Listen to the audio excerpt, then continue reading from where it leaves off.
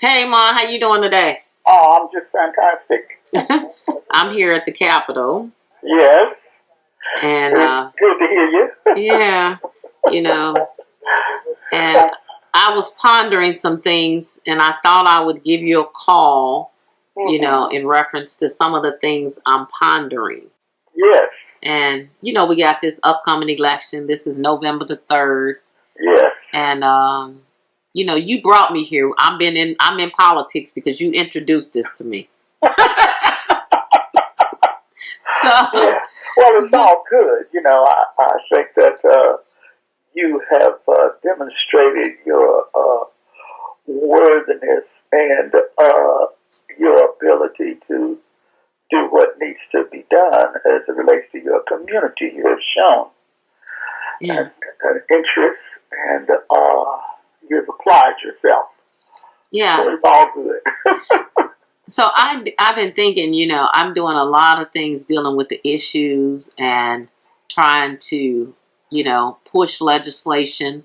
Hmm. But I just want to ask you a question. What do you think people should know about me though? What is it, because I'm really kind of a really private person and I always deal with issues, things externally, but I don't really talk about me per se. So what do you think people should know about me? Oh boy, it was going to take me from now to 4:30.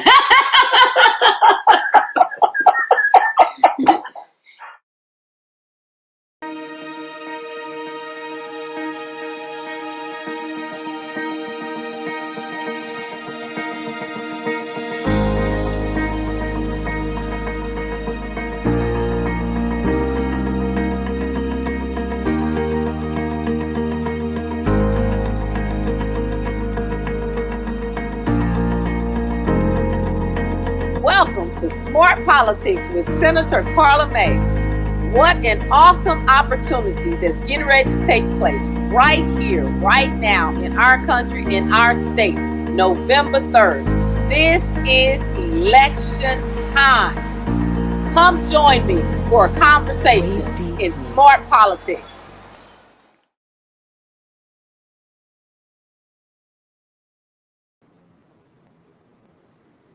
Well, good morning and welcome to Smart Politics. This is an exciting time right now. This is election year. I want to thank you for joining me for our first episode of Smart Politics. I am Senator Karla May, and joining me this morning is Dr. Steve Roberts, Associate Professor with the Department of Political Science at St. Louis University. Hi, Senator. How are you? I'm good. How are you this morning? I'm doing great. I don't know about outside though. The weather is pretty gloomy, and I see it's raining.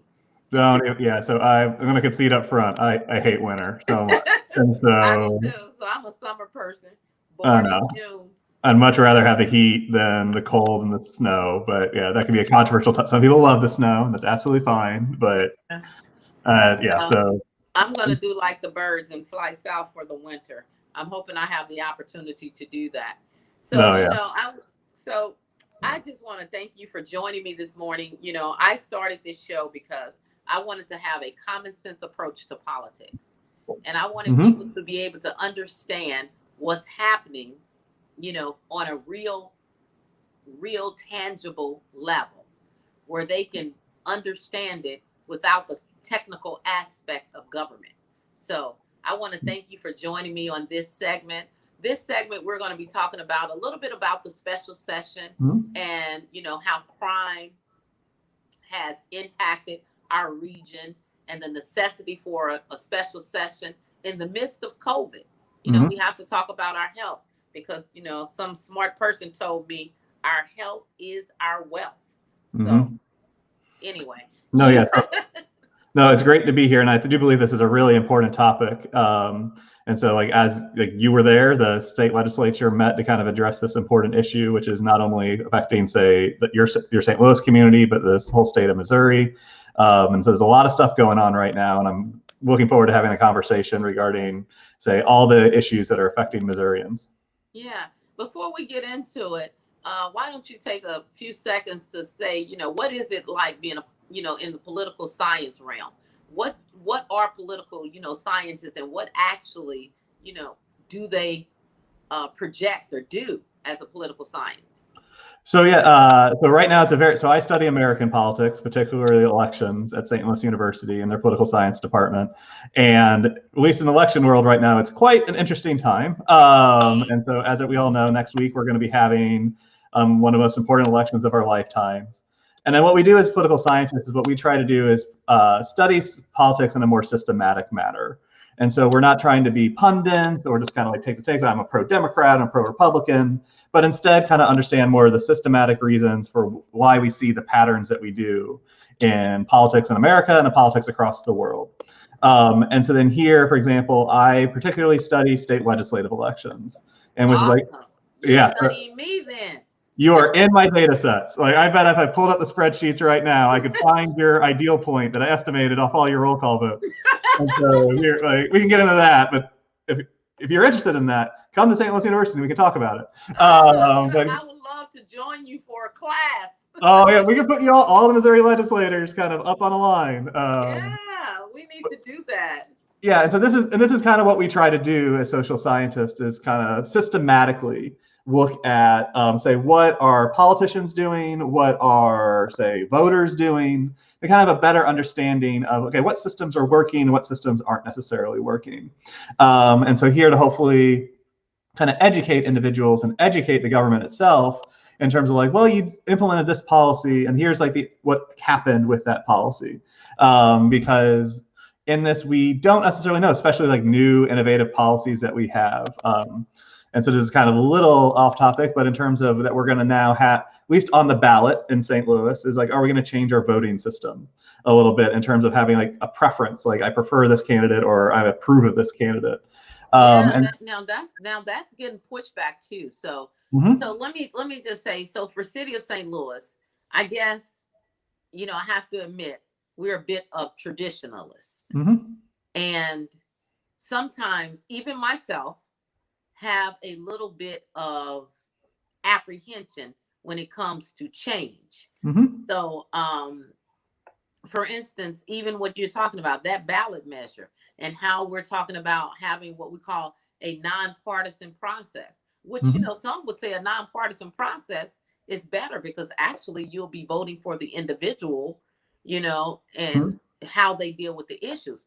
But some would say in the city of St. Louis, that may not be a good idea because it may cause, confusion.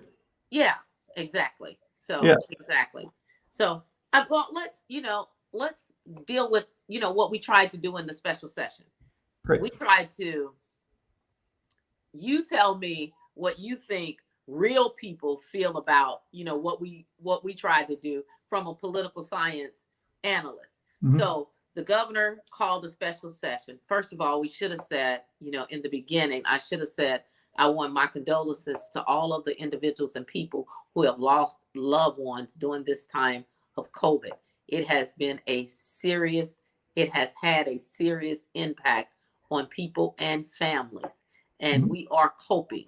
And I want to say my condolences to those individuals, and I am coping with you. I definitely want to put that in there. But in the midst of this pandemic, a special session was called to try to address crime. Now, me on my political end, I think it was just an attempt to change the narrative from the impacts of COVID to something that was going to be beneficial to a Republican base. Now, that's, you don't have to say that, but I will. but at the same time, do tough on crime measures work? No, and so here, I think I first want to also express my condolences and sympathies to those, like, this is unprecedented times, and families are dealing with problems and tragedies that are extremely difficult, and I personally cannot imagine at this moment. So I want to share that message with you. And in speaking about the special session, in terms of like, does tough on crime work? In terms like, oftentimes, sometimes the more tough on crime measures are a little bit too tough or not preventative and like a deterrent in that way.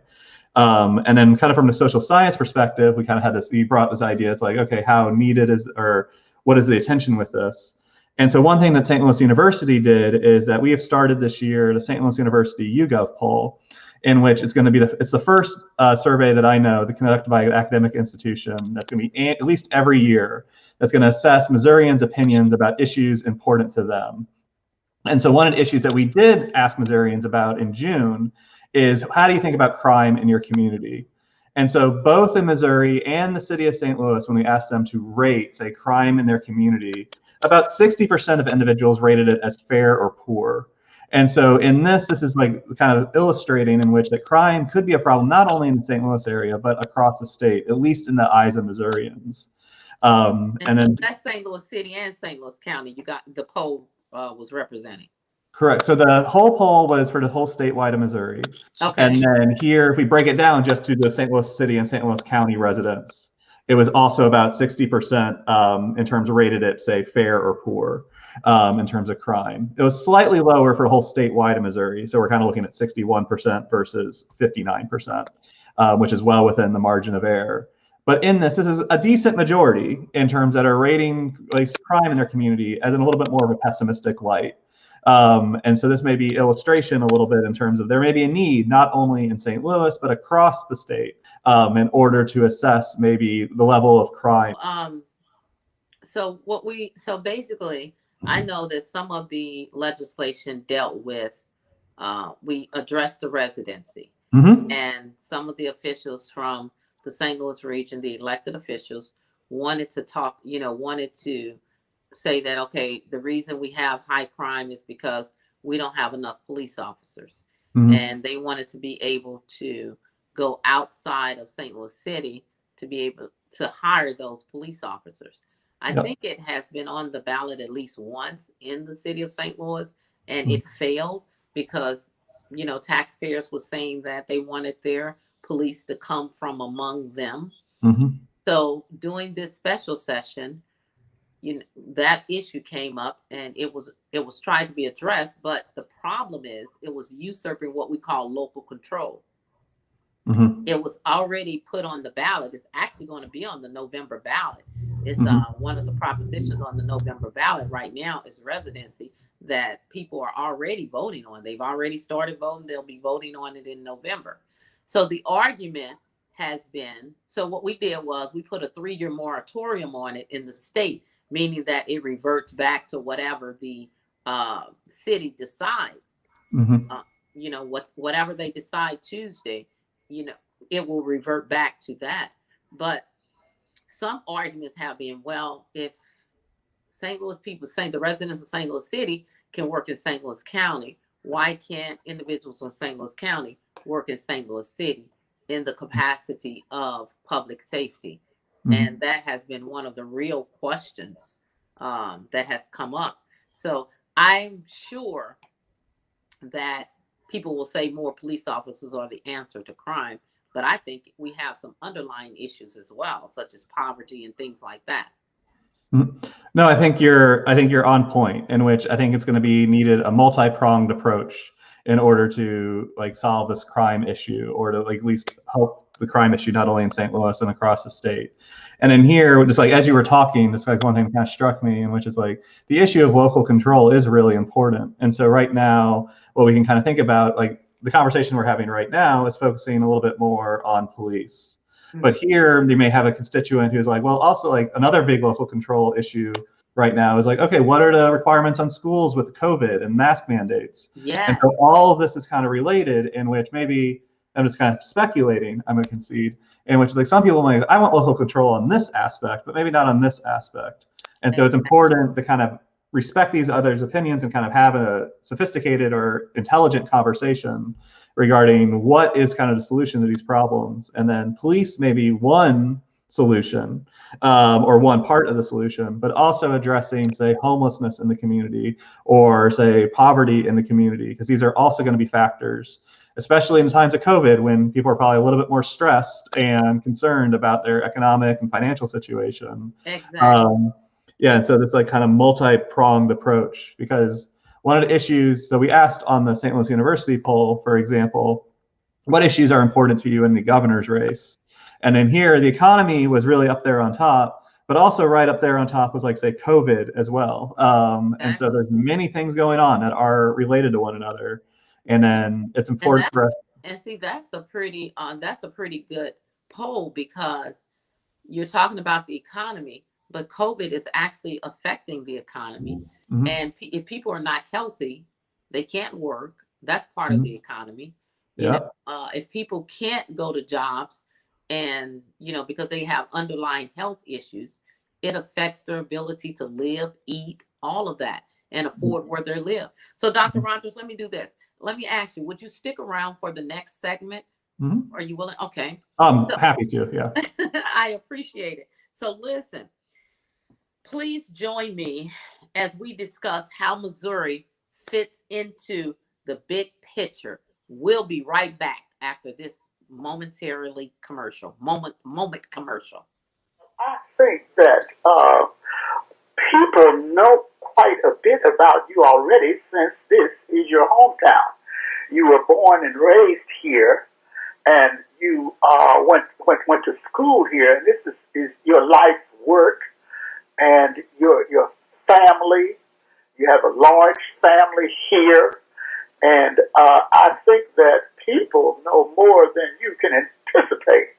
But if necessary, I don't feel it's absolutely necessary to know any more than what they already know, because you have been an elected official. You have this is your hometown. This is your hometown. Thank you for calling CoolDownSt. Care Center. My name is Nick, a volunteer. Do you know we will be working with Ameren, Missouri, the Missouri Public Service Commission, Spire, Castle, and the Urban League to help more St. Louis County and city residents in need of utility assistance? Well, it's more than that. This year we're hosting a series of virtual utility forums. Our first will be the Cool Down Summer Utility Forum in September, where we will help you with more than just a utility bill. Our winterizing utility forums begin online in October. Our webinars will provide you with other resources, and if you can't wait and are in need of utility assistance right now, sign up over at the button of Get Help Now on our homepage. Then call Ameren and let them know you have an application pending with us. Thank you for joining me. Welcome back. So we are starting our segment 2 with Dr. Rogers. He's an associate professor at St. Louis University in the Department of Political Science. Thank you for returning with us. We're going to be talking about how Missouri fits into the big picture. So, Dr. Rogers, you did mention a poll, and we're talking about the governor's race, and you said people were concerned about COVID, and they're also talking about the race that we're having. Can Missouri possibly be blue? I'm sure that in the past, at one point in time, Missouri was probably a Democratic state, but right now it's been a red state for some time, with Republican controlling the state capital. So, what do you think? What are the numbers showing? Well, yeah, so at least within our survey that was conducted in early October, right now it seems like we're going to see a trend that's similar to the more recent elections, in which, so for example, we have Trump leading Biden about 52 to 43, and then Parson leading Galway about 50 to 44. And so in each of these cases, at least in kind of in the statewide, Missouri is probably going to remain a red state, as it has at the national level for pretty much like the last 20 some odd years. And then a little bit less so, there's been more mix in terms of the governorship at the statewide level. But here, I think it's also important to consider that there are aspects, maybe like we kind of dig down a little bit deeper, where we are having Missouri kind of be on the national stage a little bit more. So we have, I think many of us are aware, there's a very competitive congressional race out in like St. Louis County, St. Louis City area between Ann Wagner and Jill Shoup. Yes.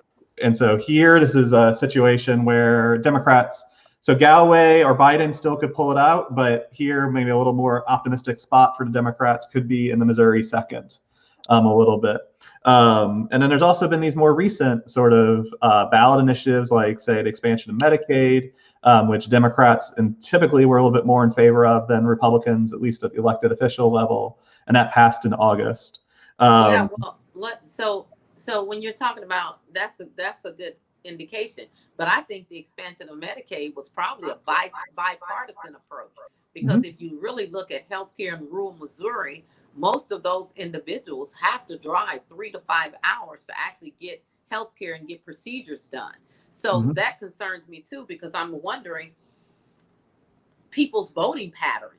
You're voting against your interests. So if your health is important, you know, whether the candidate is Democrat or Republican, who's in the governor's mansion is going to determine how Medicaid expansion is actually implemented in the state of Missouri. And that could be a huge impact on people's health.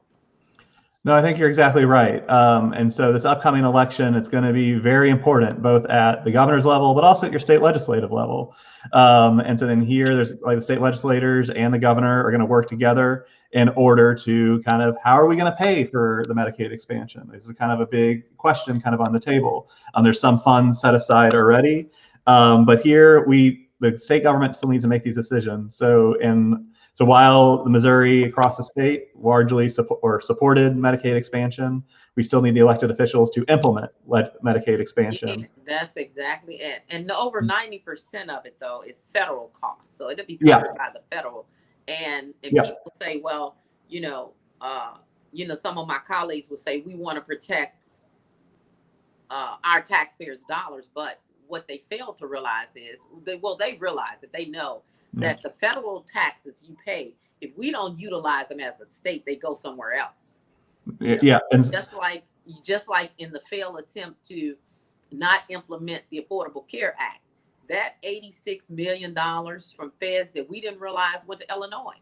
It went to another state. So we pay federal taxes. So we need our federal dollars to come back to Missouri and work for Missourians and not go somewhere else with this, it's not our responsibility to what I call regulate the budget of the federal level. We're regulating state budget. No, I think I'm glad you made this point, because I think this does get lost sometimes in the conversation, in which the ultimate plan with the Medicaid expansion is that Missouri is going to pay 10 cents, the federal government will pay 90 cents, for every dollar that we're kind of spending.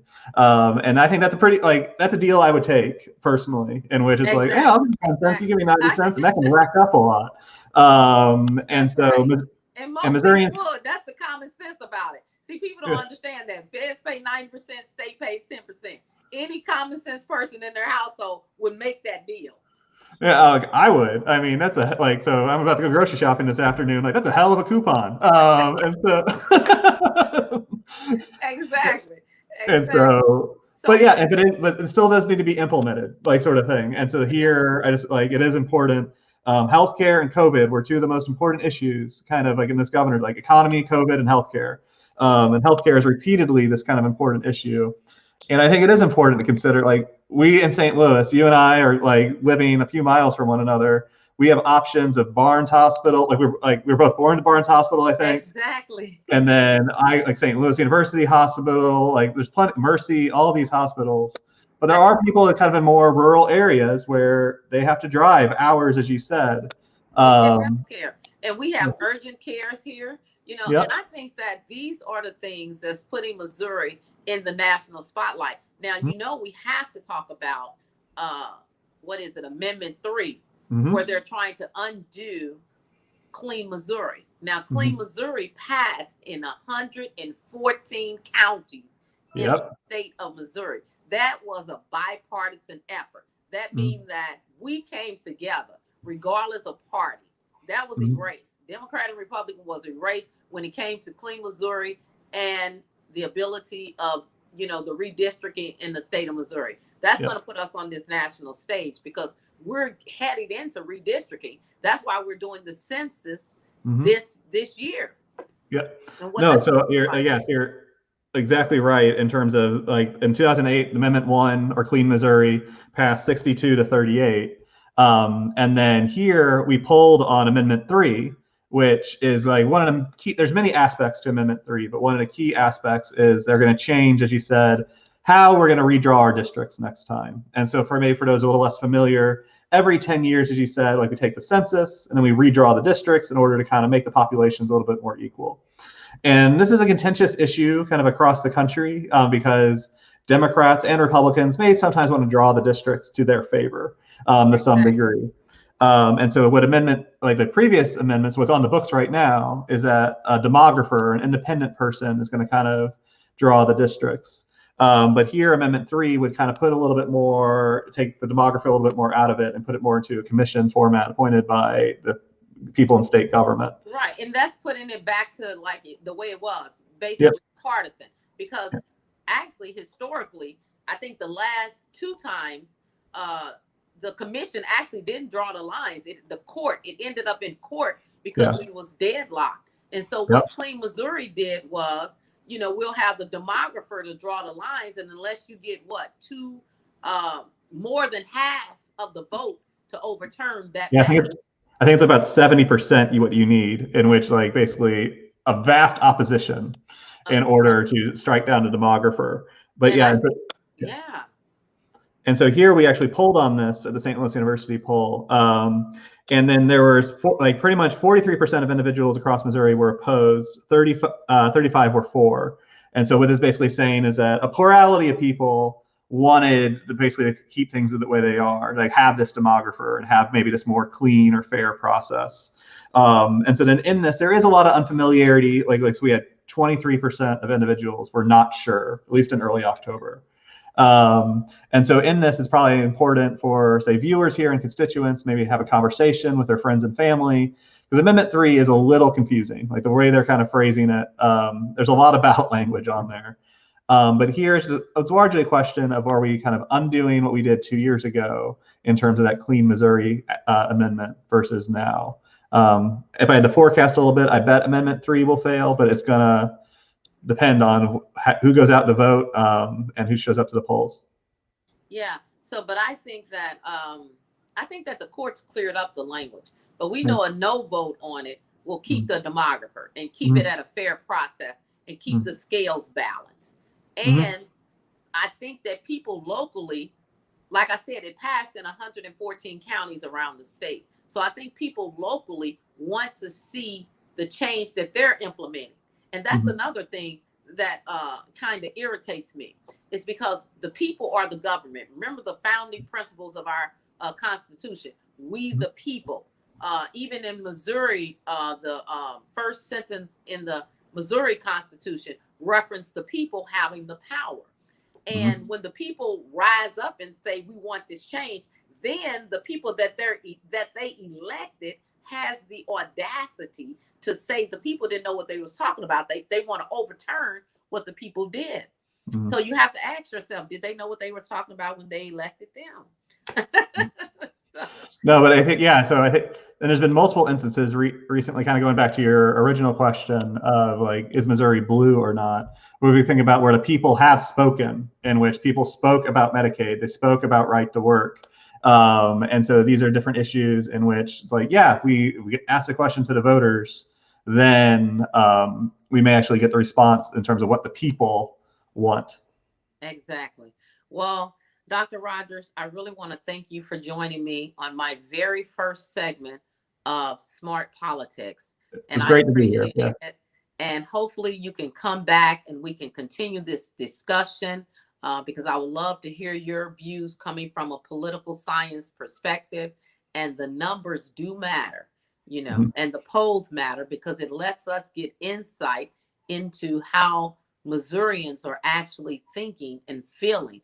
And we want to be intentional about what we do in politics. At least I do. I want to make sure that people understand what we're doing up there and why we're doing it and why we're voting no on something versus why we're voting yes on something.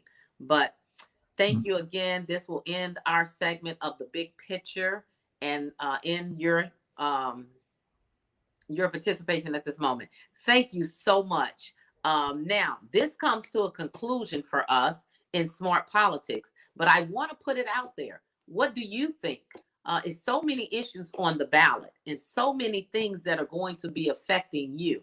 I think this is a very crucial time for you to vote because that is how your voice is heard.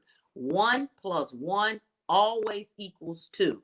And so when everybody votes, that means we're made up of this huge body of voters. And if one voice is silent within the body, the whole body feels the ramifications of that silence. So I'm going to encourage you to vote and let us know what you think about what's happening in politics today. Yeah, to all my black brothers and sisters and siblings out here trying to live your life, who know that when you look like us, the world ain't always nice. I'm thinking of you. Yeah. If they say that you're worth nothing, let me tell you that they're wrong. If they say that you're not good enough, then listen to this song. Shouldn't have to spend so many years oppressed and colonized, but there's nothing more beautiful than living our black lives. If they say that you're worth nothing, let me tell you that they're wrong. If they say that you're not good enough, then listen to this song. We shouldn't have to spend so many years oppressed and colonized, but there's nothing more important than saving your black life. Black lives matter, black lives are beautiful. Black lives matter, black lives are beautiful.